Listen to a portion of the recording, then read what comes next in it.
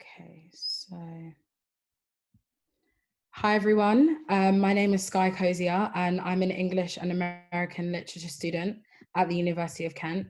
And I'm set to graduate in absentia because of coronavirus, but that's going to happen in about 2 weeks. I'll be chairing this meeting and I'll also be speaking as well. So if everyone could, again, just double check that your microphones are muted just so that you can hear the speakers when they're speaking. So I'd like to say thank you all for joining us in our Black Lives Matter webinar. I think this is really important work that we're doing. I'd also like to thank the UCU for sponsoring this event. I think social media platforms like Twitter, Facebook, and Instagram are extremely important tools, especially due to their ability to disseminate information to millions of eyes and minds within an instant. However, I find that there's something really powerful about the voice. So it's important for us to use our voices to create dialogue and allow people to hear us.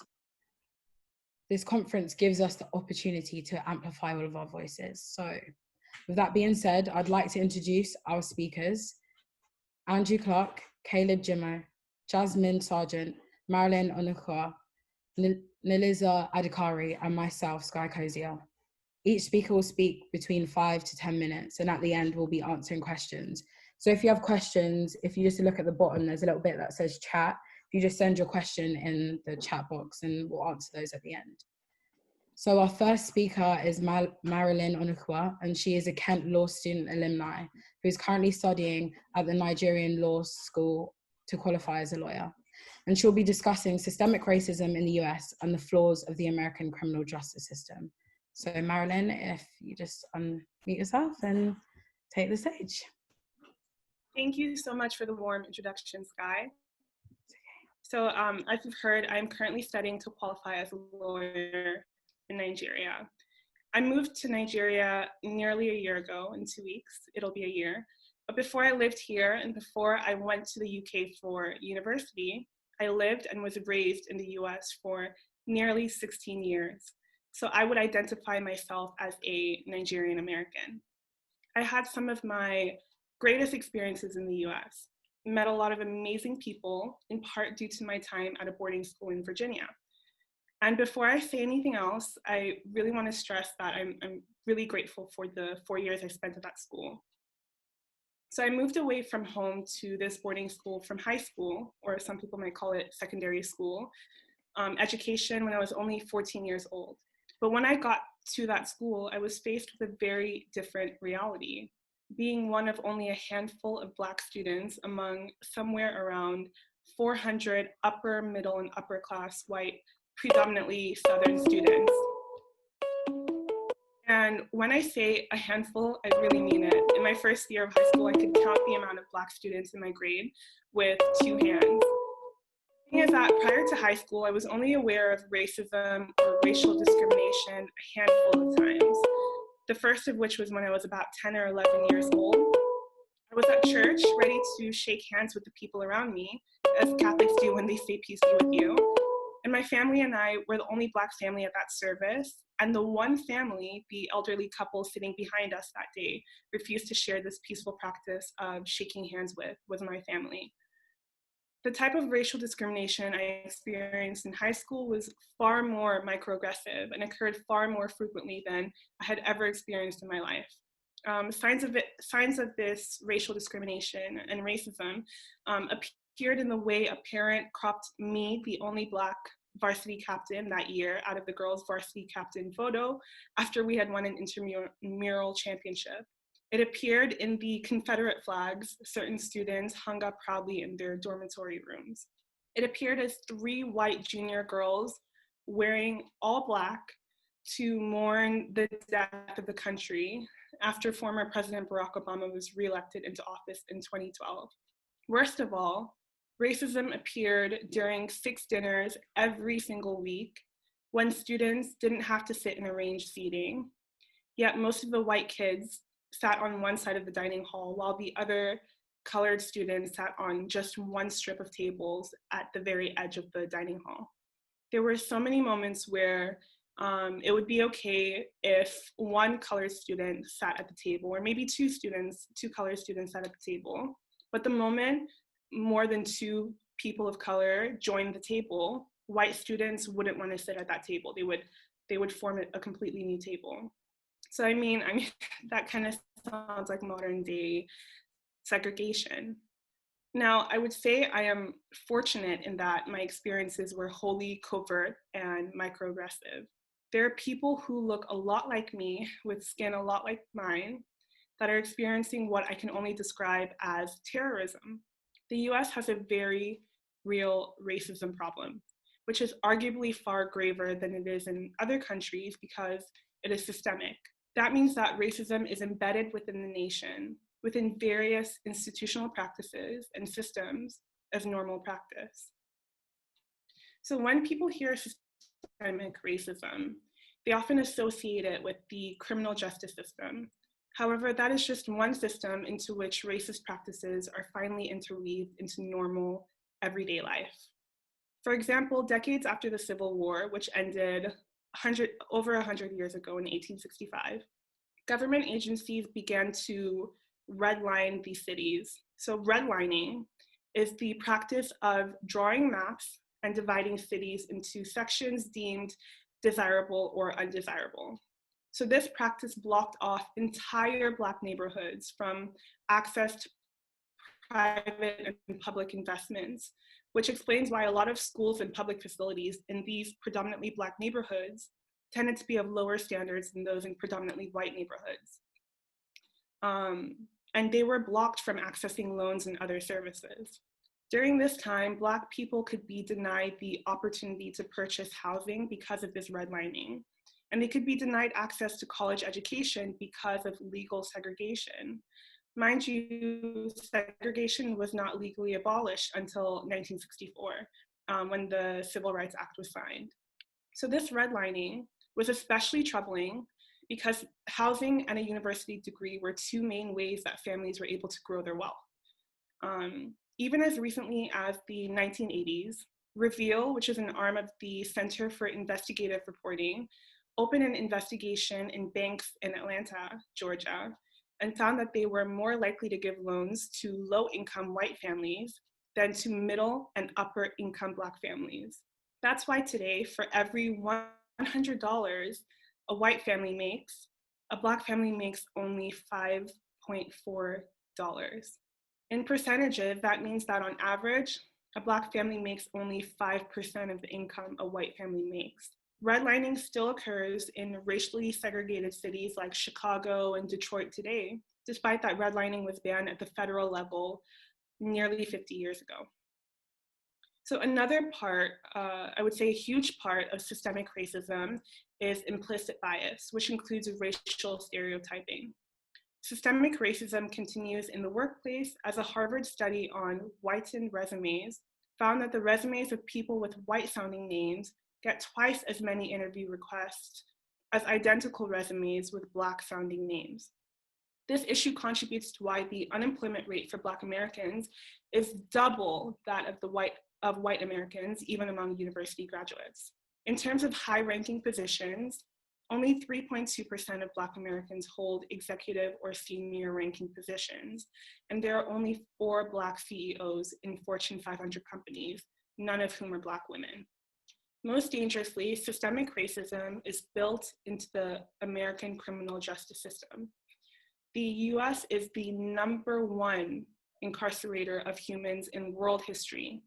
That is not just in the world today, but in the world in the history of time. Though the US accommodates only about 5% of the world's population, it accommodates 25% of the world's prisoners, which means that 1 in every 4 prisoners in the world is in a US prison. And a lot of these prisons are privatized. There are so many topics to be discussed under the umbrella of systemic racism in the American criminal justice system. But because time can't permit such a robust breakdown of these topics, I will give one example of the social climate in Ferguson, Missouri, the hometown of Michael Brown, who was shot as a result of police brutality. The year after Michael Brown died, he died in 2014, so in 2015, the US Department of Justice released the Ferguson Report, a statement that revealed that Black residents in Ferguson, Missouri were 85% more likely to get stopped by the police than white residents, 90% more likely to get a citation from the police, and had a whopping 93% higher likelihood of being arrested and charged for minor traffic violations and petty citations like speeding, broken taillights, expired registration, and mere suspicion than white residents in the same city. The statistics don't really differ greatly in other cities, especially more segregated cities. And I'm talking about modern day segregation like Detroit and Chicago across the country. Let me put some life into the statistics with real scenarios that many residents, many Black residents and civil rights practitioners have actually documented. A lot of times, these Black residents in Ferguson would get, let's say, 6 to 7 tickets per police stop and arrested if they could not pay the ticket upfront. Many of these people were economically disadvantaged and so more likely to spend money on basic necessities and rent than on a ticket. From these tickets, warrants would be issued and arrests made. From the arrests, they would be detained and taken to jail, even if innocent. And the only way to be released before trial was to pay bail, which many could not afford. So these same African-American residents were often arrested. Sorry, Marilyn, just to say you got 2 minutes left. Okay, perfect. So these African-American residents who were often arrested disproportionately for petty citations would be stuck in jail for sometimes weeks, and as a result, lose their jobs. With no source of income, they would not be able to pay for rent and so would be evicted. And as a result of being evicted, their families would be subject to subpar living conditions, and their children, if they had any, would be shifted from school district to school district. And the whole scenario creates this devastating impact on African Americans in these red line neighborhoods in Ferguson and in other neighborhoods. And essentially it perpetuates a cycle of poverty, generational poverty. So these instances don't even account for the scarier occurrences that we see all over the news every single day, every single year, instances of police brutality. So when you hear that there is systemic racism in the US, understand that it transcends different facets of life, from the disparities in family income, education, political representation, incarceration rates, media coverage, and more. Further, systemic racism is a collectively created issue that can be resolved with larger scale measures like policy and law reform, as well as smaller scale personal measures like deliberately trying to fight against your own implicit biases as they appear. Other smaller scale measures could include taking the time to educate yourself and speaking out against injustices. And if you are looking for a platform to safely discuss race-related issues through creative or academic means, I, along with my fellow speakers, Jasmine, Melissa, and Andrew, are part of the founding committee of the Race to Equality Project. They will give you more details about the project in due time. So I will close by saying that systemic racism has been deeply ingrained in the US for far over a century and cannot be dismantled quickly in one upheaval. It will take a collective effort and a gradual but total reform of a lot of what we know as normal today. Thank you. Thank you so much, Marilyn. Thank you. So the next speaker will be myself. So like I said before, my name is Sky Cozier, and I'm an English and American literature student at the University of Kent. So I've been involved in many of the protests that have been going on in London, seeking justice for George Floyd, Belly Mujinga, Shukri Abdi, and countless others. I'm currently working on my own project surrounding short stories of people's experiences of racism in the UK. So the first Black Lives Matter protest I went to, we walked from Trafalgar Square to the US Embassy to Grenfell. And the whole way we sang and chanted and screamed for justice. So if you've ever been to a protest, you know that there'll be a few different chants that you'll alternate between as you're walking. And one of the chants that really stuck with me is "The UK is not innocent." 5 simple words that carry so much meaning. The phrase "the UK is not innocent" reminds us that police brutality happens in this country too, but also it reminds us as a whole that racism is still a massive issue. A lot of people will turn to look at America as an example of racism, and then they'll look back at themselves and say, well, we're not like that. We aren't as bad as Americans, so how can we be racist? We can't be racist. But racism isn't just assaulting someone because they are Black. The racism in the UK isn't always overt, but it can also be extremely subtle and insidious and hard to pinpoint. So while a Black person in 2020 might be able to enter an establishment without seeing the bold words, no Irish, no Blacks, no dogs, a young Black girl in primary school will be told, "You don't need the Black makeup, will you, Emily?" referring to the soot makeup that they were putting on the others when getting ready to play chimney sweeps in Oliver Twist. I think it's important to highlight these different types of racism and teach people that racism isn't only calling a Black person the N-word. I'd like to share some stories with you that I've collected from different young Black men and women detailing their experiences of racism in the UK. I thought it'd be a good idea to, give a voice to other people, and, shared experiences, not just myself. I feel like some of these stories can be like an eye opener to people, but also a lot of people can feel as though that they can relate to what they're about to hear. So one teacher intentionally being hard on me for no reason. And then when I had enough and started crying, she said it's because she saw my potential and didn't want me to be like the others. 23 years old, Black female. When I was in first year in university, I was walking back home with my two Indian friends, and we were the only ones near the parking lot beside Keynes. And we got stopped by campus security and accused of marijuana possession. But we were just going back to our rooms after our classes. He insisted that he wanted to search us, to which we denied. Ultimately, we caved in and let him search our bags. We didn't have anything, but he didn't even apologize and made a hand gesture, shooing us away like animals. I felt disgusted, but I still think about it often to this day. I always ask myself if they only got searched because I was with them. 21-year-old Black male at the University of Kent. I have free-form dreadlocks, and I've been in several outings and bar meetups where random white people in general will come up and start touching my hair. I've often told them to stop. It happens to me so many times, and even upon telling the security guards at a venue, they just told me to deal with it and that he would be happy if a girl touched his head. This was a white bald man, a Black male at the University of Kent. It's microaggressions like these that white people may not necessarily view as racist because they think it's, oh, I'm just giving a compliment, I like your hair, but they don't see the fact that they're othering and it's patronizing and offensive. It's almost like Black people are in a zoo for you to look at and observe, and it's a good example of microaggression that happens a lot to people. And again, it's the idea that people don't think, oh, that's not racist because I'm not being necessarily rude. I remember being told by my white teacher to basically aim lower and try to do nursing rather than try for medicine, as it would be unlikely I'd make it.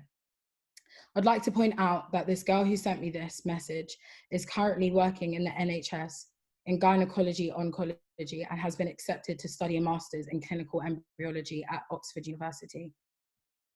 Additionally, systemic racism affects medical fields. Black women are 5 times more likely to die in childbirth than their white counterparts. So it's imperative that we dismantle racial biases in fields such as the medical field, but also get more Black people into the medical field. And it makes it extremely hard to get Black people into these roles when we have people telling us at our earliest points in life, such as school, that we're not good enough, discouraging us, telling us that we're not going to make it, limiting us.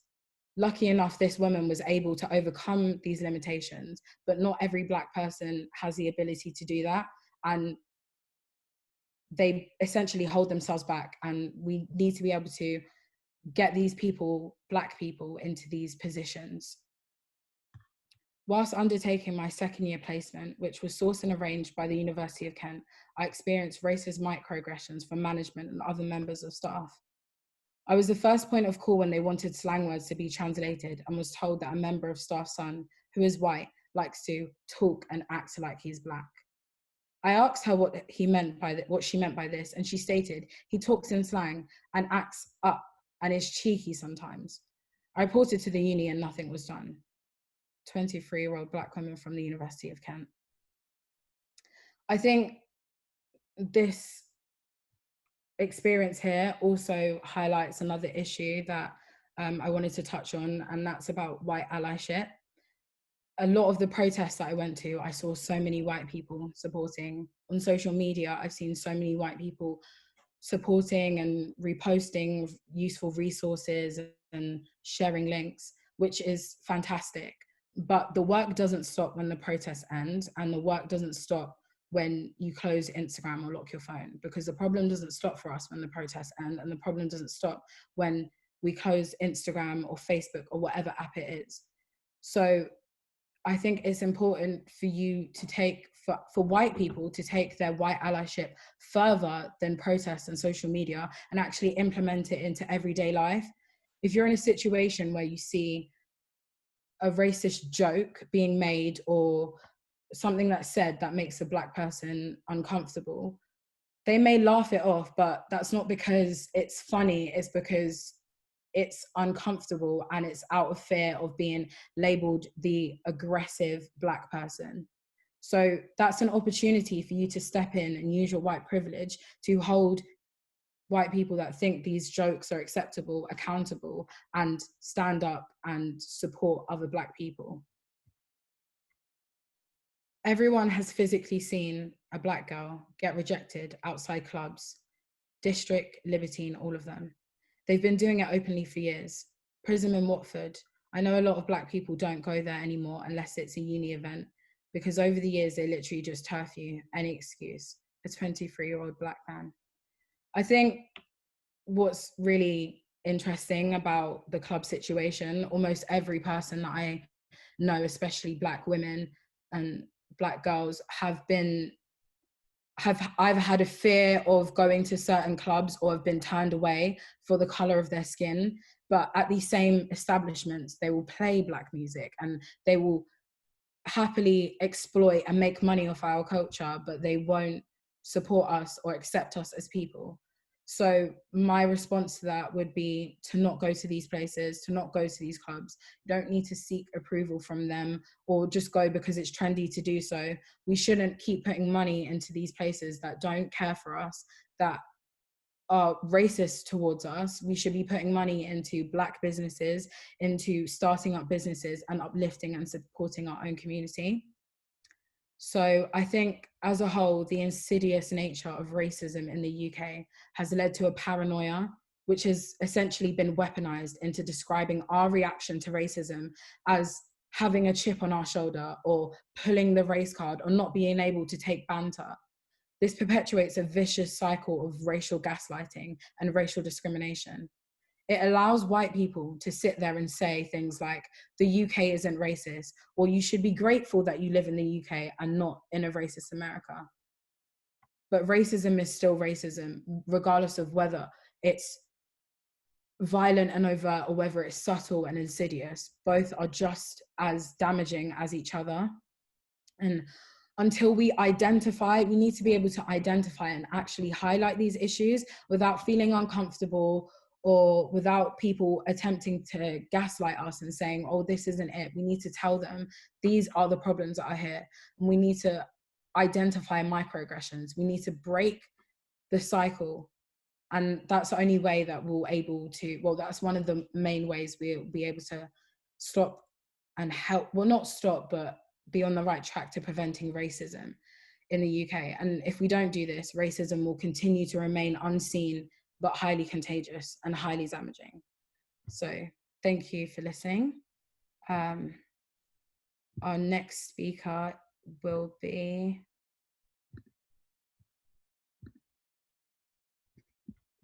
sorry, just getting up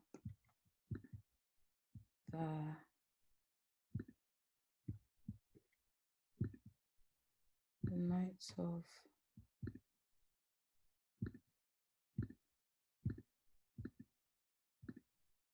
okay, sorry, it's just gone off my page. Bear with me for 1 second. So our next speaker will be Jasmine Sargent, and she's a graduate from the University of Kent. She graduated in 2019. She's also involved in the Kent Caribbean Union and decolonizing the University of Kent project. And she'll be talking about the trendiness of the Black Lives Matter movement. So, Jasmine, if you're ready. Thank you, Sky. So I wanted to start my discussion with something I saw on social media a few days ago, as millennials and Gen Ys and Zs do, scrolling through social media. And I have a PowerPoint, if Claire or Sky can put it up, just so you can see the visuals. Yes, get in there.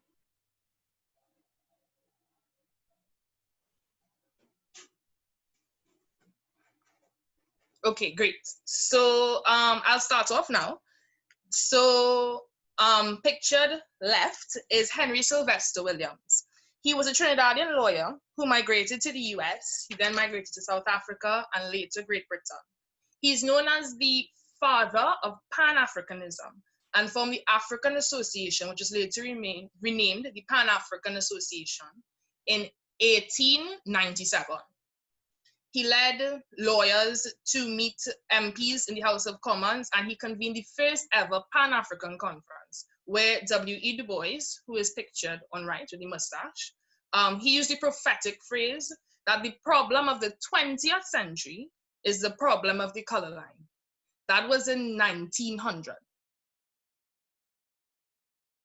Around circa 1965 to 1968 was the height of the American Civil Rights Movement, next slide, where more key figures like Martin Luther King, Malcolm X, Angela Davis, Nina Simone, figures we still talk about today, were heavily involved in reforming and advocating for equal rights for Black citizens in the US.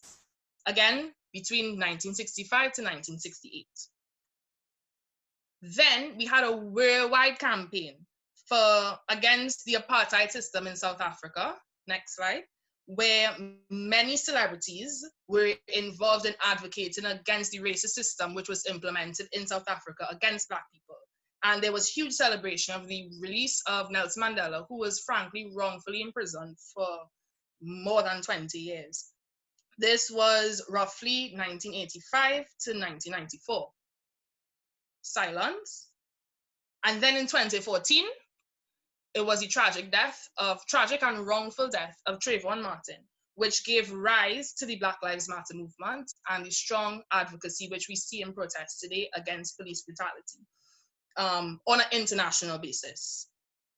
And now in the current era, 2020, we have worldwide protests again against police brutality, particularly against Black people in light of the murder of George Floyd by 4 police officers. That's the final slide. As we can see, there are waves and trends against that speak of Black empowerment against anti-racism in institutions throughout the world.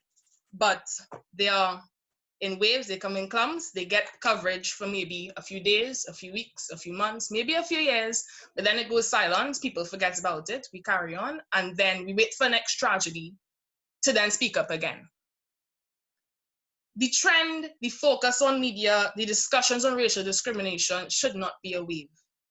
But as we see right now, in light of the tragic death, murder of George Floyd, we have many people posting on social media, posting on their stories, putting Black tiles on Instagram, doing what they maybe need to do to spread information, because the age of social media is now, and if social media was not effective, probably we would not have as much people as we have here now today. But as Sky said, it does not stop at social media. Black people, their culture has been appropriated, Afrocentric cultures have been appropriated for years. The media attention comes and it goes and it disappears and nothing happens. We need to stop and kind of deconstruct why is it a trend, a wave, a phase, and why can't it continue to make change for what needs to be done, for everyone to be equal, for Black people to be seen, to be treated the same way as their white counterparts, as people of color in general. But we need to figure out how we can do that. Protests are the way. Some people have academic writing as the way. Speaking out, educating your peers. And this speaks for everyone, not just Black people, because it's not the onus on us alone to educate the masses. Everyone has the responsibility in this age of social media, in this age of information, to educate their peers, their friends, who are not taking the time to educate themselves, or to encourage them to educate themselves. We need to do what we need to do to make Black matters, Black lives mattering, to not be a trend and a wave.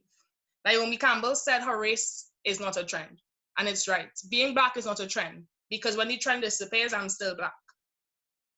Another form of protest, again, what Sky said, was our purchasing power. Because the vast majority of people in the developed world or the developing world has a degree of purchasing power as a privilege. We should try not to endorse as much as we can racist enterprises and racist individuals who continue to perpetuate racist systems. So I'm going to go on to the next slide. Okay, so we have here two celebrities that have been very vocal as of recent in light of the George Floyd murder. Anthony Joshua made a statement that we should boycott white-owned businesses and we should choose to support Black-owned businesses instead. Some people considered him cancelled.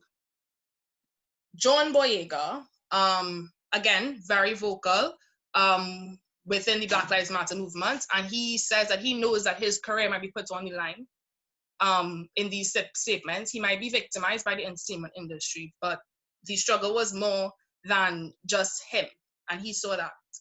But he considered that he was a threat of being cancelled. Many might know about cancel culture, and if you don't, I don't have time to explain, so a quick Google search would help with that. But they are doing what they need to do to use their platform and influence to raise and educate issues regarding Black Lives Matter. Next slide. Mark Wahlberg has been convicted of hate crimes, violently, physically abusing and verbally abusing Black people as well as Asian people in the US, and he's been charged and jailed for these crimes, probably in height of his whole Marky Mark phase. I wasn't around for that phase, but some people might be. But he remained popular, and he went on to have big movie deals, Ted, Transformers, whatever, and he wasn't cancelled. Why? Why is it that just the fact that he can be racist and not be cancelled, and Black people who are speaking out against racism are at threat of being cancelled, just shows that it's racism overall. Black celebrities and Black people have, on a whole, have a lower threshold on wrongdoing. What they do is held at more stake than what a white person may do for doing the same thing.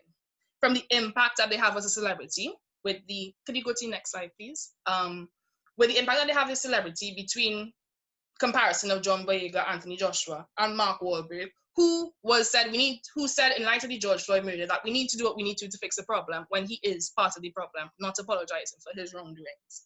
So from the impact that they have as a celebrity to the way they're handled by the police to the forms of protest, because we know that Black Lives Matter protests are more heavily guarded than those that are majority white people. The fact that what W.E.B. Du Bois said 120 years ago, that the problem of the 20th century is the problem of the color line. It still remains that we need to do more to ensure that Black does not remain a trend and it is not a wave. It is something that needs to be fixed. I'd like to reconstruct the W.E.B. Du Bois quote and say that the problem of the 21st century remains to be the color line. Thank you.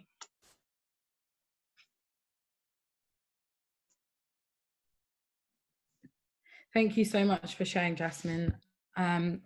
So our next speaker is Caleb Jimmer, and he'll be discussing UK racism, microaggression, and colorism. So Caleb, if you're ready, just unmute yourself and take it away. Thank you very much. Before I start, most of my colleagues have lots of facts and details. I'm talking on more of a personal experience with racism, and I don't plan on talking for too long. But firstly, I was born here in England, but I was lucky enough to be able to move to Ghana and Kenya throughout my formative years. And yes, there was no McDonald's or, in fact, constant electricity. But the one benefit I did have was to be able to grow up in a country that's predominantly Black, which meant that there were lots of Black people in different sectors to aspire to. As a J. Cole fan, there's one line that always resonates with me that he said, when you turn the TV on, there are not many Black heroes in sight unless they dribble or they fiddle with might. So basically what he's trying to say is most of our leaders come in music or sports, or not necessarily, business moguls or lawyers or doctors, etc. And it doesn't mean that they don't exist. There are many Black lawyers or Black doctors in England. But the problem is they're not given the same spotlight that these musicians are given or these rappers are given. And that's a problem. And that's a problem that I think we need to fix.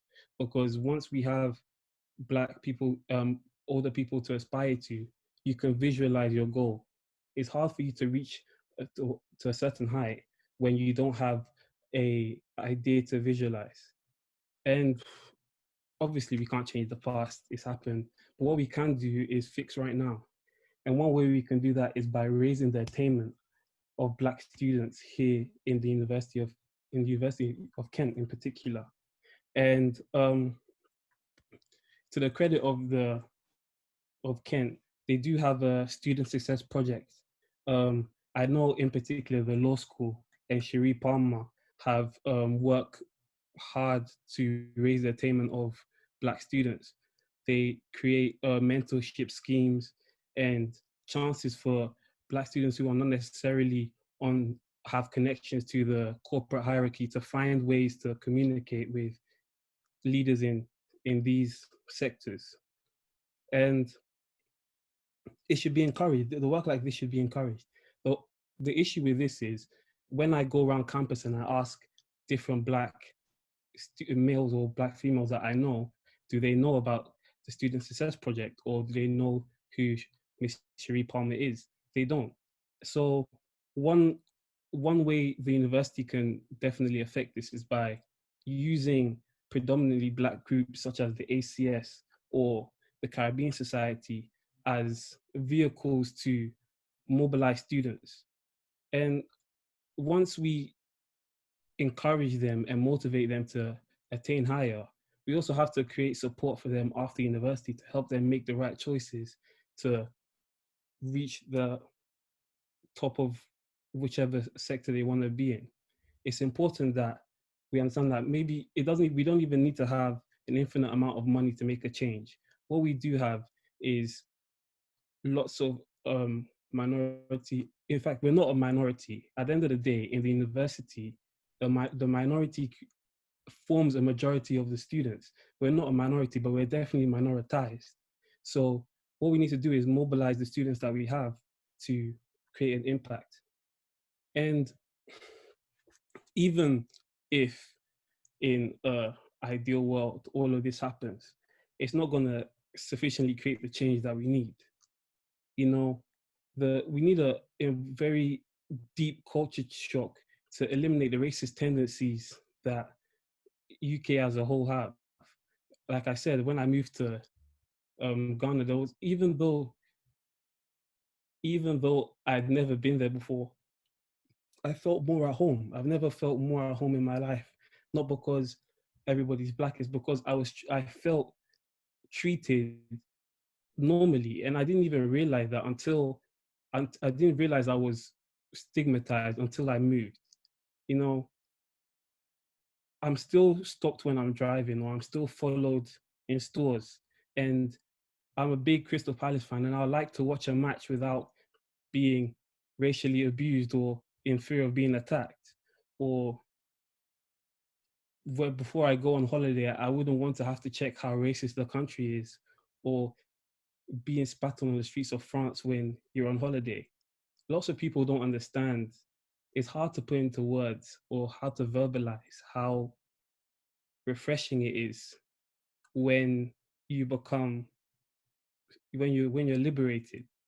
And the thing that hurts me the most is I struggle, I suffer, yes I do, but I'm still I'm still privileged in some sense, because at least maybe I talk different, or I look different, or because I'm a law student, people see me as different. But at the end of the day, all it takes for me is to, walk around night in a black hoodie for people to create 100 negative assumptions about me. And that's something that we need to change. And most of all, I'm a black heterosexual male. Right now, in these circumstances, we need to band together and support all the marginalized groups, especially trans women, black women in general, especially dark-skinned black women. And that's not just an issue for white, non-black people. Black males as ourselves, we need to support our black women, and not just support the ones you think are attractive, or support dark-skinned women in particular, to support light-skinned women in particular. Sorry, there's this whole discrepancy between light-skinned women and dark-skinned women, and I feel like we've been indoctrinated to appreciate the fairer skin, and it's not something that's going to change in a day, but it's something we need to educate ourselves on. Because I remember in primary school, the crayon that was pinkish, people called it skin color. And if you can you imagine, it's something that has been indoctrinated into us from the first day. And yeah, we need to support our black women, especially in cases of sexual assault. You know, we need to be able to create a platform for them to be able to comfortable to speak up about these things, because at the end of the day, they don't want to come in with their problems and be told, why were you here, why were you there, or why do you surround yourself with we should be allowed to be whoever we want to be in any environment, without feeling that we have to cross the other side of the road because we're afraid someone will think we're trying to rob them. We can't live like that. At the end of the day, the main goal is for me or my children or my children's children to wake up and think about living and not trying to survive. Yeah. So thank you very much. Thank you so much, Caleb. Great. So our next speaker, let's check if she's in. Our next speaker will be Naliza Adhikari, and she is about to finish her Masters of Laws from King's College London. She'll be speaking on why and how other people of color can support the Black Lives Matter movement. So if you just unmute yourself, and yeah. Hello, can you guys hear me? Yeah, we can hear you. Okay, thank you so much for the introduction, Sky. So before I begin, I just want to quickly flag that today I'm speaking in my personal capacity as opposed to the firm I'm currently working for. And today I speak as an ally for the Black Lives Matter movement and as the co-founder of the Race to Equality Project. So the topic of my discussion today is why other people of color should support the Black Lives Matter movement and how we can do so. So before I begin into the crux of my discussion, I want to quickly talk about the power of social movements. So during my bachelor's, one of my dissertations was on Black Lives Matter and the journey to Black liberation. And in the dissertation, I attempted to look at two things. Number one, the law's ability or inability to create social change. And number two, who as a society we can rely on more to create substantial change, Can we rely more on the law, or can we rely more on social change, social movements? And when I refer to law, I mean everything that comes under law, like states as a whole and court systems. And what my research found was that social movements seem to be more important than ever because the law appears to be relatively unstable, though not completely useless, tool for Black liberation. And here are the two reasons why. So firstly, the law vis-a-vis the court emphasizes what we call formal rights and equality rather than substantive rights. So just because something is made official on paper does not mean that they will be enforced in practice. To give an example, the law has been able to spark the legal progression of Black liberation in various instances, such as the famous Brown versus Board of Education case. The court held segregation to be unconstitutional in schools.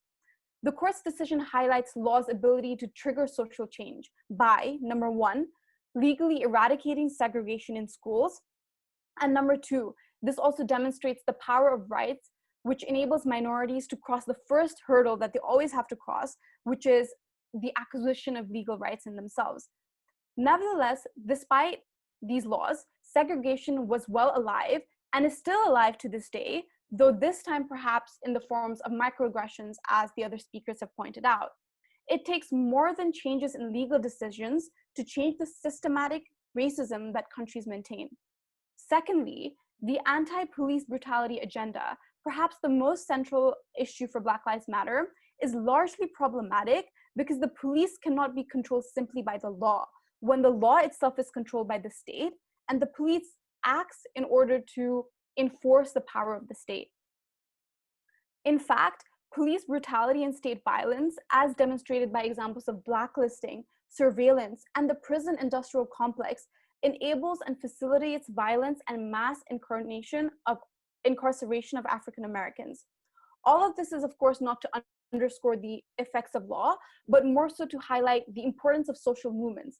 You know, the governments and courts, as history has demonstrated, will never automatically create substantial change for minorities without movements consistently protesting, marching, and making their issues visible, because systematic racism has been well and alive. So the death of one Black individual in the hands of the police is not an isolated issue, and it can never be solved by individuals themselves on an individual level, when the issue of racism and state violence is institutional.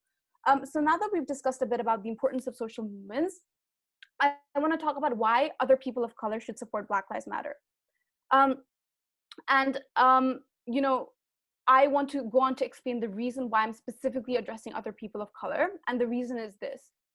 Us, non-Black people of color, are familiar with racial discrimination, from the results of colonialism to colorism to classism to racial profiling, and the list goes on. As a fellow minority group who understand oppression, we should be the first people rallying behind Black Lives Matter movement. And many of us have been allies. To give two quick examples, in Minneapolis, an Indian restaurant called Gandhi Mahal was burned down. And the Indian owner said, let the buildings burn, they will recover. Right now, justice must be served. And they used the burned areas in order to help all the protesters that had been injured. Likewise, a huge group of Asian students have joined something called Letter for Black Lives, where students translate the letters in English to different languages like Korean, Chinese, or Hindi to educate their communities about ongoing issues. However, there's a large proportion of other people of color who stay silent or are, outright not in support of Black Lives Matter. They dismiss it as a problem that is not their concern. They see the movement as either a Black issue because Black people are the ones directly affected by this, or they see it as a white issue because white people have been at the forefront of oppressing Black people. And even though a lot of people of color have shown support online, I must question, how can we really claim #BLM and claim to support Black Lives Matter movement when many of our cultural attitudes is frankly speaking racist, and there are communities uphold anti-Blackness beliefs? Though this is present in many cultures of other people of color, today I can only speak fully on behalf of the South Asian community, as I'm from Nepal. And I speak in terms of these experiences. Anti-Blackness comes in many forms. It's when immigrants, a lot of South Asian immigrants, when they migrate, seeing Black people as lazy, criminals, thugs who don't work hard enough. It comes in the form of colorism, skin bleaching, associating fairness with being pretty or more worthy. The South Asian media industry is obsessed with the idea of fairness. And even in my country, Nepal, the wider you are, the higher up you are, oftentimes in the caste system scale. Many South Asians, often those who are financially well off, also take a racial bribe and remain silent, as if almost to secretly climb this social ladder to reach a status of whiteness. They are the ones who differentiate themselves as the perfect, the better model minority. They forget the nuances of racial discrimination and the color of their skin, hoping that their wealth or that their association with privileged groups will hide their color. Worse, a lot of South Asians in the US fail to understand what Black liberation struggles and activists have achieved for them. In fact, it's the fight that Black activists have suffered through that's actually enabled these families to immigrate and create a life in the US. And if human empathy is not enough of a convincing argument, let me try a more selfish approach. To all the people of color who still feel like they can remain silent in this, I say to them, what Black Lives Matter is trying to achieve right now is to try and fix a system of racial injustice. Right now, on an international spectrum, all over the world, Black people are at the forefront of injustice, and it won't be long until other minorities groups are feeling the same pain on a global level. Fighting against police brutality and racial injustices against Black individuals will indefinitely help other people of color in their fights against racial injustice too. So it is imperative on a more selfish level that we stand up and help fight for the Black community and fight for what is right. There are 3 key ways in which other people of color can help. The first one is education. As my friend Jasmine correctly pointed out, in the age of the internet, no one owes you information. And although us Asians ourselves might not be white, unless we addressed our cultural racist ideologies, we could become complicit in white supremacist ideologies. We need to educate ourselves on the history of casteism, colorist attitudes, colonialism, and slavery, so that we are able to better recognize and call upon when we see injustices happening. The second thing is through activism. It's for pushing for reforms in the education system. The University of Kent used to introduce this thing called decolonizing the curriculum, which basically wanted to add more inclusivity for other people of color, especially Black people, to understand their own history. The other way of activism is also through legislation and through reform. So, of course, right now, petitions that are going on are amazing, but we must engage ourselves in politics better and understand who are we actually supposed to be targeting. Just a few weeks ago in Congress, a bill against lynching was not passed because a Republican senator by the name of Rudd Paul refused to pass the bill. So there are specific people that must be targeted. The third is amplifying the voices of activists in general and of the Black community. And this is something that our project, The Race to Equality, aims to do. Today, we've also received a lot of support from a lot of professors at the University of Kent, because all of the 4 founders are alumni of Kent. And I just want to quickly shout out the amazing professors and staff who are present in today's meeting: Claire, Cherie, Dave, Jane, and Andrea, who have given us a lot of support. We aim to create a platform in which Black people and other people of color can share their experiences of racial injustice. And we also invite everyone else to share, their experiences or their opinions on things that fall under our umbrella of social movements and social injustices. Thank you for your time. Just unmute myself. Thank you very much for sharing that with us. So our next speaker is Andrew Clark, and he is a Master in Law at the University of Kent, and he'll be discussing the colonial narrative, Black identity, and the race to equality. So Andrew, if you're ready. Thanks, Sky. Good evening, everyone. So I grew up in Barbados, a Caribbean island, where I learned the colonial history in secondary school. I found that since moving to the UK 5 years ago, through my interactions with Black British friends and family, general observations of the media and curriculum, that the history of Black people is often whitewashed, often creating white saviors and marginalizing the contributions of Black individuals throughout the course of history to modern society today. I will speak on the Caribbean colonial narrative and Windrush, make mention of the Black influence that predates transatlantic slave trade and explain why I believe it is relevant to reconstruct the narrative that perceives the Black race as inferior to white counterparts, one of the critical aims of the Race to Equality project. Firstly, why colonial history is British history? So last year, Kent Caribbean Union hosted Paul Crooks, an African Caribbean ancestry genealogist, who recounted how many years he had spent tracing his roots from Jamaica back to West Africa, as well as pointing out the notable successes of Black revolutionaries and rebellions during the history of slavery. Many of the audience in attendance noted that they had never been taught of Black resistance outside of the UK within their curriculum. My close friend recalled that during her British history classes, colonization was removed, and British historical figures were presented as saviors and not oppressors. In effect, the white savior narrative is created, and the negative perception that Black people are inherently lazy is allowed to permeate the media. The reality, however, is that the abolition of slavery had far more to do with the resistance by the enslaved in the colonies of the Caribbean and on the continent of Africa. Credit must be given to the Maroons in Jamaica, who escaped slavery and established free communities in the mountainous regions, essentially creating one of the first refugee populations. They fought 2 wars against the British enslavers from 1728 to 1740 and 1795 to 1796. The rebellions only stopped because Britain promised emancipation. In Haiti, Toussaint Louverture led the enslaved to revolt against the French from 1791 to 94, proclaiming that liberty and equality should reign in Saint Domingue. But the French demanded that Haiti compensate France and pay 150 million gold francs, or the equivalent of 21 billion US dollars today, for their freedom. This only ended in 2010 and contributed to the crippling of their economy to this day. There was a Buster Rebellion in 1816 in Barbados, an 1823 rebellion in Demerara, and an 1831 to 32 Jamaican Baptist War led by the Black revolutionary Sam Sharp.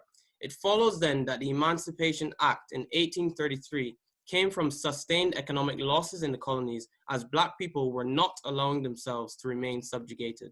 The perception of Britain as a civil rights proponent or white savior is thus unsupportable. A system of low-wage labor was sought as a post-slavery solution. There was an atrocious apprenticeship system from 1834 to 1838 and an indentured labor system bringing thousands of Chinese and around 2 million Indians to replace the slave labor from 1838 to 1917, a reason why countries like Trinidad and Guyana still have such a large Indian population today. British history does not exist in abstract. Acknowledging that Britain was an empire requires recount of what happened to its subjects across the colonial nations. When the full colonial history is given, Black people are seen as proponents of justice and equality, and they did not just sit around waiting to be saved. And this knowledge for me is empowering. But discrimination continued. Following World War II, the United Kingdom invited their subjects in the Caribbean to migrate and help rebuild on the Empire Windrush 1948. Many of those who came left their families behind and expected to be coming for greater opportunities. This general perception that going abroad to the UK or the USA is better economically still remains to this day. The Windrush filled Britain's labor shortages were necessary for raw material production, maintenance and construction works, public transport, and staffing the NHS from its inception. Nevertheless, many skilled laborers were forced into low-paid work due to discrimination, and even the newspapers at the time labeled them as inferior to British workers as colored colonial labor, or reported that they had low output, were irresponsible, or simply lacked discipline because they were Black. In 1963, the Bristol Omnibus Company simply refused to hire Black bus crews in the city, leading to a bus boycott. There was sustained discrimination in employment and housing across the UK, an issue that was re-exposed in 2017 with Grenfell Tower fire, where 72 people died, and it was found that the building simply did not comply with the necessary fire safety regulations. In 1971, the UK government recognized all who had come from the colonies as British nationals, but as recent as 2012, when the Home Secretary made the UK a hostile environment for illegal migrants, the policy was found to be targeting members of the Windrush generation with a deport first, appeal later system, a measure that still supposes that these individuals are second-class citizens in the United Kingdom. In general, negative perceptions about Black people pushed through the media and the rhetoric of political figures is often internalized by the general population, to the point where even if one may think twice before being overtly racist, unconscious biases prevail. The perception that Black is wrong, of less potential, or is to be feared seems to remain when you see people crossing the road, asking if you live in your particular apartment, or when the security is watching and following you in stores, all things that I've experienced personally. In spite of these prejudiced perceptions, there are in fact many successful Black British people. One such is Jacqueline Dunkley Bent, an OBE, England's first chief midwifery officer of African Caribbean heritage. She spoke at one of our cultural events last year and explained that the higher you progress in the occupation, the less representation you will see. Inclusivity and representation are necessary because it highlights to onlookers and interested people of color that there is a place for them in that organization, especially considering that for many years prior, such a place simply did not exist. Furthermore, even now, maintaining statues that glorify former slave traders or political figures without educating the general populace of the travesties committed by those individuals is an insult to the many Black and brown bodies that were ill-treated by them, as well as their descendants who still live in nations that maintain structural and racial inequalities. This is one of the factors in the Black Lives Matter movements and protests which call to remove those very figures and to reform the police and justice systems around the globe. So far, progress has been made with Leopold removed in Belgium, a man responsible for the genocide of over 10 million Congolese people, and institutions like Oxford agreeing to remove the Rhodes statue and many UK councils considering removal of others. To rewrite the narrative of Black people, it is also necessary to understand that Black history and its European interactions does not begin with slavery. Prior to slavery itself, numerous African monarchies existed in class-based structures like the monarchies in Europe. The Portuguese exploring West Africa from 1415 to the 1600s recounted the thriving trade relations with African cities, filled with urban centers as large, complex, and technologically advanced as Lisbon at the time. Many were noted to be more hygienic and even better organized than parts of Europe. Earlier than that, there was a Spanish occupation by the North African Muslim Moors from 711 AD, under the leadership of Tariq ibn Ziyad. They ruled Spain for 800 years and scientific progress flourished in Moorish Spain. They brought new crops like saffron, silk, rice, sugarcane, and cotton that are still main products today. Education was universal for all, and over 4,000 Arabic words and phrases have been absorbed into the Spanish language today. And I know this because I'm also proficient in Spanish at the present moment. The Alhambra, now a UNESCO World Site in Granada, is one of Spain's architectural masterpieces built by the African Moors. Africans brought the knowledge of China, India, and the Arabic countries to Europe through the Moors, and their compass from China into Europe. Even along the lines of British history, former members of the British monarchy, such as Philippa of Hainaut and Charlotte of Mecklenburg, are rumored to be of biracial heritage, being half Moor, meaning that Meghan Markle would not have been the first. The significance of these facts is the understanding that Black people are not, nor have they ever been, inferior to those of other races. The perception that one's complexion could denote intelligence or potential is a feature of structural and racial inequalities, but one that is factually disproven when you examine history in its full picture. Black identity has been skewed to divide and conquer. Rewriting the narrative to show Black successes side by side with those of white counterparts establishes a level of mutual respect, understanding that Black people are just as integral to societal advancement. A lack of awareness leads to ignorance. The questions as to how you speak English so well, do you live in shacks back home, and inability to acknowledge the negative actions of Britain's past through positive reforms and reparations encourages the very racism that we still have today. When you belittle a group of people and deem them thieves or criminals by nature, then place structural roadblocks in their way to progress in society, people internalize those false statements and see no other way to provide for their families. An inclusive and representative account of Black history helps to refashion the negative perceptions of Black individuals, to establish a mutual respect that allows for constructive collaborations to resolve racial inequalities. Hope may be gleaned from the current multi-ethnic protests and positive reforms, but more work still needs to be done. And our Race to Equality project exists to gather opinions and experiences on racial and ethnic prejudice and allows the people affected to map out or propose solutions where possible. Thank you for listening.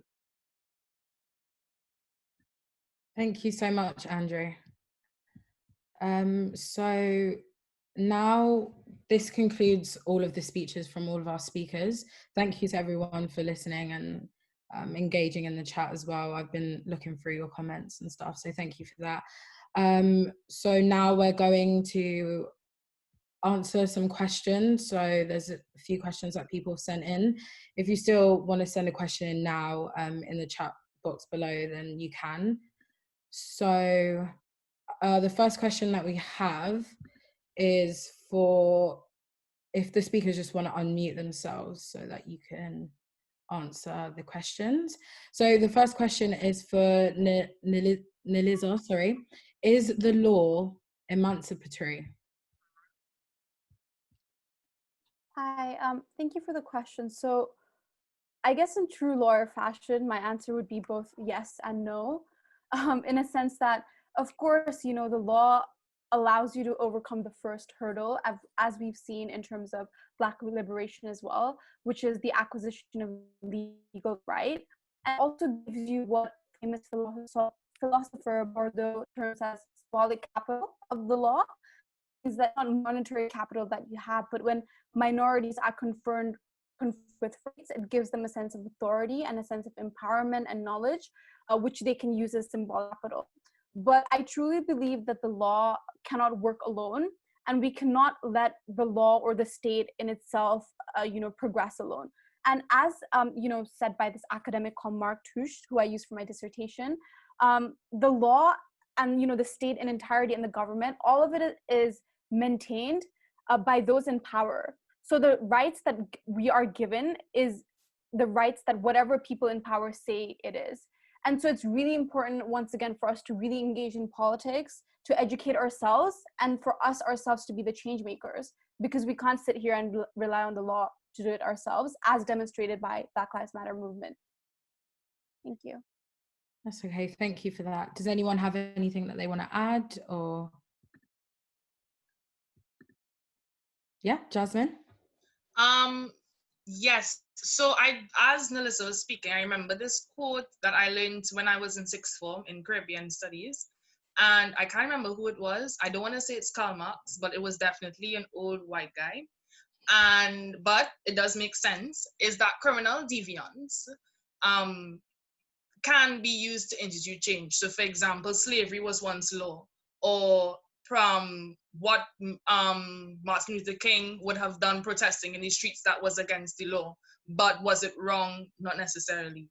So obviously that is to be taken with caution, not to say, go out and be a criminal, but to be deviant against the law to a certain capacity, to institute change is very important, because the law is dynamic and is not set in stone. Thank you.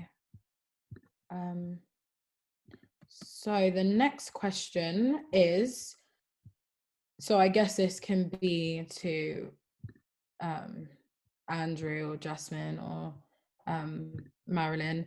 So can you please expand on the Race to Equality project?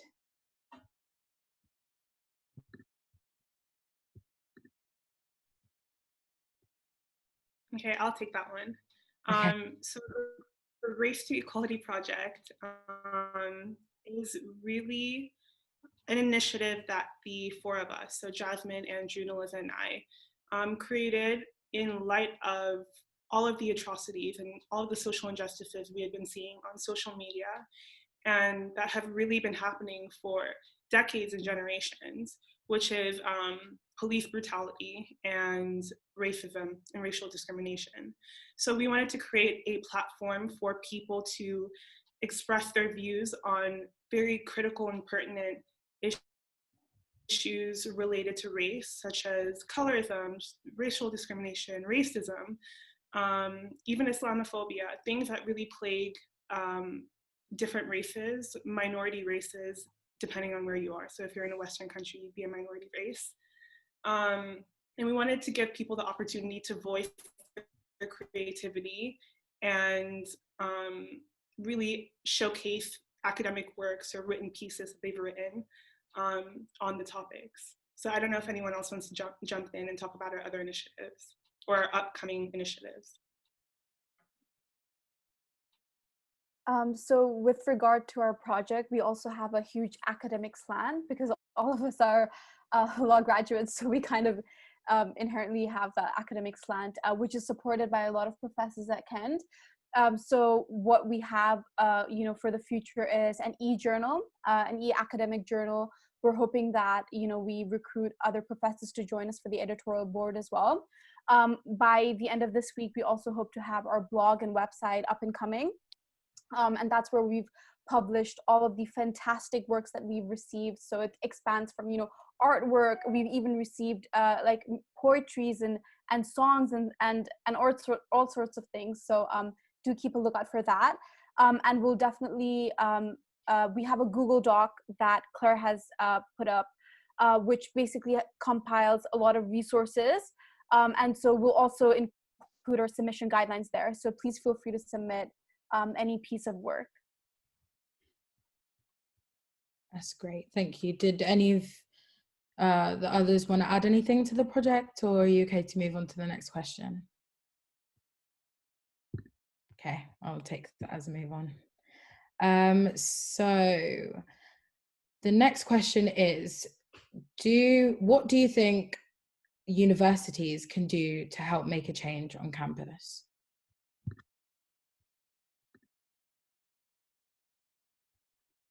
Okay. Oh, Caleb, did you want to take this one? Yeah, Cool. there's lots of stuff the university can do. It's like when we were talking about the law, I'm just using this as an example. The reason why people aren't comfortable with the legal system is because when you look at Supreme Court judges, yeah, how many people are Black? You feel like you're already starting a losing race, and you can see that in the representation of teachers as well in the university. One thing we can do is highlight the people in positions of power that are Black or Caribbean, or create that representation in the university. Because like I said, at the end of the day, we're not a minority, but we're definitely minoritized. But yet when we see posters or people who work at SU shop and stuff like that, you don't feel like it's a diverse community. And it's like you only see Black people at ACS meetings. You need to encourage the participation of different types of individuals in the university, not just the stereotypical type. I just want to add on from that as well, specifically talking about the University of Kent. I feel like there needs to be more of a stronger relationship between the Black students at the University of Kent and societies like the ACS and the student union, because I feel like there's only ever like a strong alliance there when an incident has happened, and it's like, oh, we stand by this person, but it's not really, it doesn't feel necessarily genuine to the people that are actually there at the university. And it's just small things, like the way Black people are treated in like venue, or the sort of requirements to get inside the clubs and things like that, or fear of hosting Black events because they think it's going to incite violence and stuff like that. It's all of these kind of issues that make Black students feel alienated on campus. So I definitely feel like there needs to be more of like, it's definitely the smaller things that contribute to someone's experience at the university that I definitely feel like we need to target, and not just say we're going to do it whenever there's some bad publicity, but actually think about this and actively make change every day so that students don't feel like they're the others at their own university, especially because Kent prizes itself as a university of diversity. So yeah. Did anyone have anything else to add on to that question? Yeah, Andrew? So what I'm actually going to do now is just offer an opportunity to spotlight. So there's a movement called a solidarity statement and a call to action that's currently being done by a group of BME societies at the University of Kent. And they wrote a very extensive and interesting proposal. And by special request, I'm just going to quickly read out their demands because I think that it's relatively comprehensive that the university can get engaged with and what they can do. So it reads and it says that they demand a short and a long-term strategy be implemented that enhances political discourse and political education on both the Canterbury and Medway campuses, that a campus-wide initiative be undertaken to develop anti-oppression initiatives, trainings, and facilitations, a solidarity statement that makes explicit acknowledgement of whiteness, white supremacy, systemic racism, and racial violence on campus, etc., that funding be allocated in the form of a specific student levy fund dedicated to BME collectives and societies. This levy would be used to resource projects, programming, and supports that are alternative to institutional support and necessary to their members, and that the extent of the executive authority of campus security be clarified and made transparent to the student body. The accommodation agreement that students sign discontinues its practice of carding students that disproportionately targets BME students, a forum that is reimagined that could serve the purpose of facilitating the reporting of discrimination on campus, and the last three, that those in positions of institutional power do work to understand the history of Blackness, Black movements, and Black student organizing that can inform any additional structural changes, the implementation of a physical BME student space that can be used for BME societies and collectives as a student community service hub. And finally, the immediate hire of BME counselors within student support and well-being that can facilitate their weekly drop-in sessions for BME students. I think it's very comprehensive, and to the members of staff that are here, I hope you guys will reach out to them and look into these demands and see how we can all get involved and assist them with their project. Okay, thank you so much, Andrew. Are you going to put that in the chat below so that people can access that? Andrew? Okay, great. So the next question that we have is, do we think direct and indirect racism hold the same weight? Marilyn, did you want to take this one, or? Yes. Or Caleb? Sorry, there was a little bit of a delay. Oh, okay, it's okay. Yeah. So in my talk, I said that I was fortunate in that a lot of my experiences were covert and microaggressive, but I think I should have also said that I was fortunate in the sense that I had family and a good support system that really changed my perception of how I should be viewing my experiences.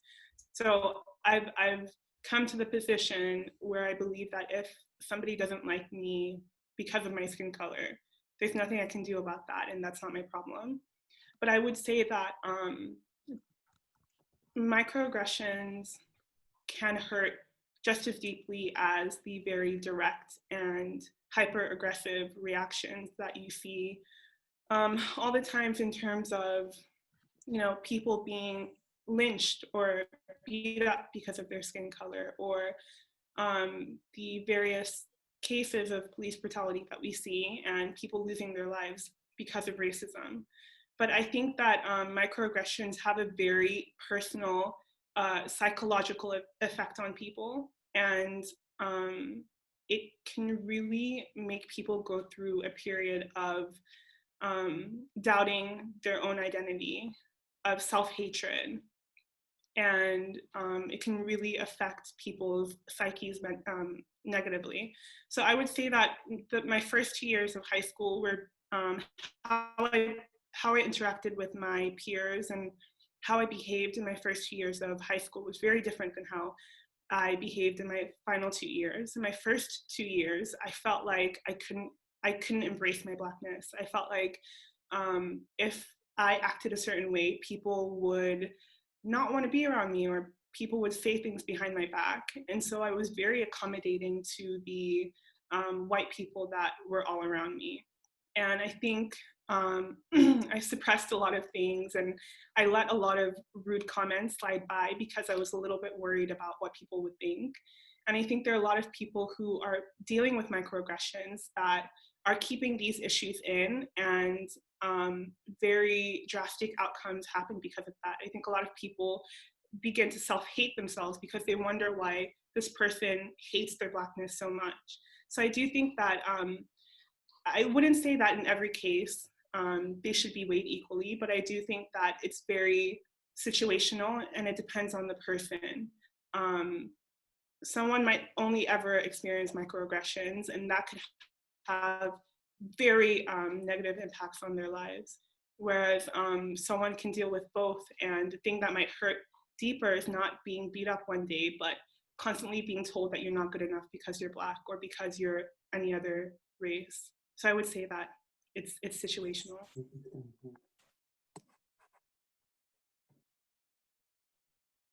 Thank you, Marilyn. Sorry, I was muted. Caleb, did you want to add anything onto that? Yeah, I think she summed it up perfectly. But contrary to what people might think, I might, even though they're both very bad, but subtle racism might actually be more effective than people think it is. Because for the one thing each and every human being has, this God-given gift is the ability to persevere and to self-belief.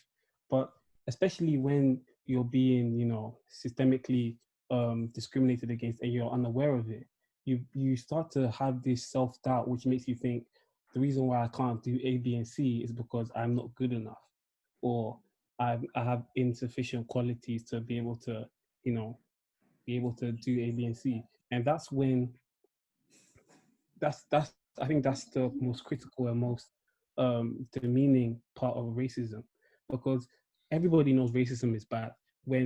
If somebody's calling you the N-word, you can establish that that's that's racism and that's not good, and that's the person. But when you feel that genuine people, or take whatever ones you want. Oh, sorry, could you please mute your mic, whoever that is? Can everyone just double check that their microphones are muted? Sorry, thank you. Caleb, continue. So when you think it's a personal problem and you're the issue, then that's when I feel like racism has really, is really deep rooted, and that's when it hurts the most. Yeah. Okay, thank you for that, Caleb. That was really good. I think just being like time conscious, we'll just have like 2 more questions. So the next question is, I was wondering if anyone has any views on racism in the classroom. I think one of the issues is how the idea of freedom of speech is used as a kind of excuse to be racist. There have been plenty of times where I've listened to students express both subtle and outwardly racist views, and the teachers have either allowed these racist views to be ignored, or they have been reluctant to outright disagree with the students.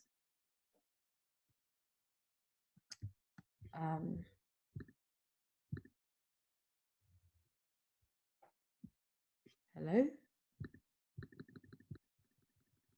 Does anyone want to take this one, or? Could you repeat that question?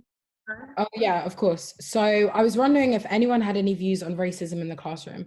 I think one of the issues is how the idea of freedom of speech is used as a kind of excuse to be racist. There have been plenty of times where I've listened to students express both subtle and outwardly racist views, and the teachers have either allowed these racist views to be ignored, or they've been reluctant to outright disagree with the students. I think it's kind of tricky because obviously I do feel like racist people kind of hide behind the idea of freedom of speech, but there is a difference between freedom of speech and hate speech. And obviously it is hard to pinpoint the subtle remarks. but I definitely think with like the outwardly racist remarks in the classroom, it's so important that those students need to face consequences. Because if those students that don't face consequences, what it tells them is that it's okay to behave in this way. And it also tells the Black students that how you feel doesn't matter. It kind of endorses that behavior.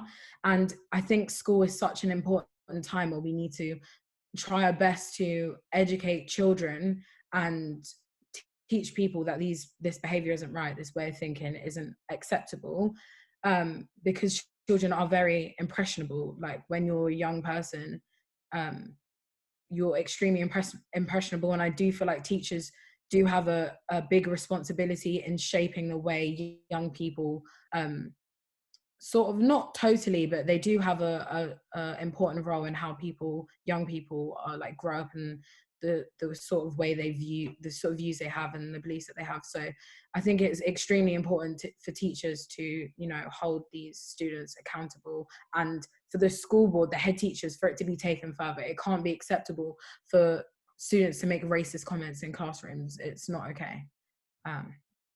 So yeah, did anybody else have anything that they wanted to add on to that? Can I add? Yes. Okay. Yeah, Jasmine, yeah. Okay. I just want to say, like, this behavior could even stem into the workplace, and it's not just in the classroom. It's so broad and it's such a problem.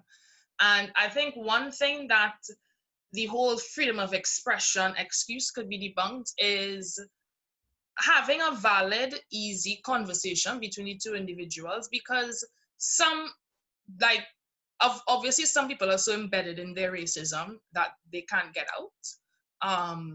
But it's important that the person who's being discriminated against isn't gaslighted and isn't thought of as over exaggerating or in their feelings, you know.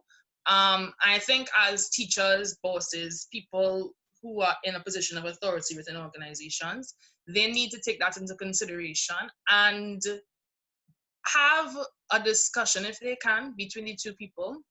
Obviously not trying to victimize the person who's been discriminated against, but expressing, giving them their voice, saying why they feel hurt or discriminated against by these things. Why is it racist? And especially if the person in authority is white, they need to understand that they might not understand the feelings of which these sentiments might carry, and they need to acknowledge their own privilege when addressing situations like this. And that's so important, and what people in authority, especially, who need to simmer these situations. Yeah, I definitely agree. Thank you so much, Jasmine. So for our last question, yesterday, 8 societies at the University of Kent that are predominantly Black and racialized released a solidarity statement and demands due to experiences that they have named of racism, sexual violence, and over policing on campus. What are your thoughts on the structural changes they spoke on, and are people in the forum cognizant of this?